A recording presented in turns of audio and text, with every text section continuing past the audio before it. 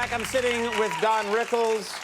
When I was a kid growing up, one of the big events, probably the big television event in my life, and I would share this with my parents, was, and my brothers and sisters, is when you would appear on Johnny Carson's show as a guest. It was television unlike anything I've seen before. I don't think anything's been that funny since. You had a great relationship with John. Yeah, well, John was unique, rest his soul. He was the kind of guy, you know, as you people know, Conan has some notes, and they tell me what we might like to talk about and so forth. With Johnny, we would do notes, and all of a sudden I'd come out, and the notes, for instance, would say, Don, talk about the World's Fair or whatever. We're making it up. And he would just turn around and say, how's your mother? Which had nothing to do with anything. Right, right. And I'd say, you never liked my mother. Why do you bring that up? And we do 5 minutes about our mothers, you know, and it was funny. And it was completely improvised, Yes. and you could tell as a viewer that things were going off the rails in a great way. That's the best television. Absolutely, and he was the kind of guy that made you look good, you know. And you don't find that around too much anymore. It's very rare. No. That's a joke. I know. You also, your best friend, and I find this a little incongruous, your best friend is Bob Newhart. I think another genius and one of the great comedians of all time. And I only say it's a little incongruous because your styles, you're both extremely nice, decent people in real life. Thank you. But your styles are so different. Yeah, well, yeah, Bob's a brainy kind of comedian, and I'm a kind of guy that gets laughs. And,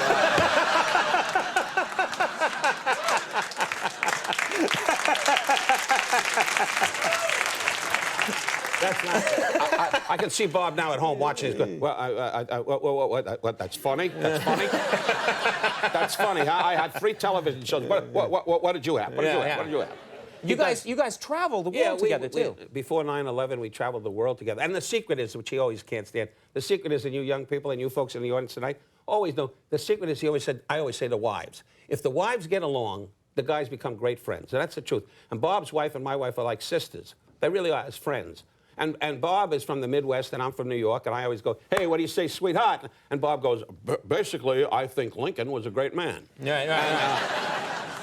I made that up. He doesn't say that. He says something dumber than that. Yeah. Anyway, but no, he reads, when we're in Paris, he reads the New York Times, and I find out if the Dodgers are winning. You know what I'm saying? But yet, when we sit together, our values are the same. We believe in the same basic things in life, and we have great times together. For example, we're in Munich, Germany, and Bob always says, no, don't kid around. You know what I mean? This is Germany, and they lost the war, and it's not funny anything you do. Yeah.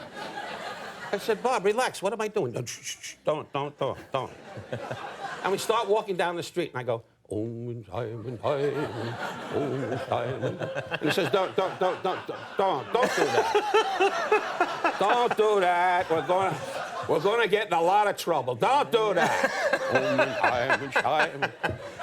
And then the waiter comes over and says, would you care for the fish? Yeah. Or the salad? And I go, we would like the salad. And he goes, don't do that. You like to torture him. It's funny for you. And the whole trip, he's a nervous wreck. But then I give him his scotch, and I have my vodka, and we get over it. Anyway, it's the key to a good friendship. There's a lot of booze. Yeah. I want to congratulate you. I can't believe this. After all the, I think, really brilliant work you've done on television, finally you get your first Emmy. And if no one has deserved an Emmy more than this man right here, so for you to get that it's just a thrill. You should have 500 of them, but thanks. As a matter of fact, it's 2 Emmys. You but have 2 we're not Emmys. counting. Okay, Yes. all right. For the show, Mr. Warmth, the Don Rickles Project, Yes. and my performance. I was delighted at 82 years of age, and God has blessed me to come up with an Emmy, and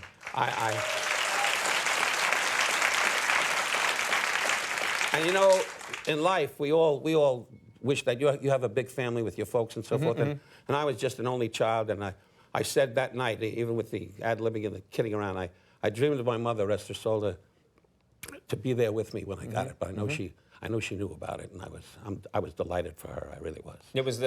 She was a great influence in my career, similar to the show Gypsy. She wasn't that kind of woman, that kind of strong and aggressive, but she was sort of a Jew Patton.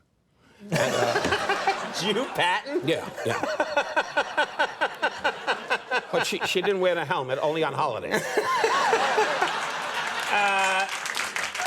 Rickles letters. By the way, yes. Simon & Schuster, David Rosenthal is the publisher. He's here tonight.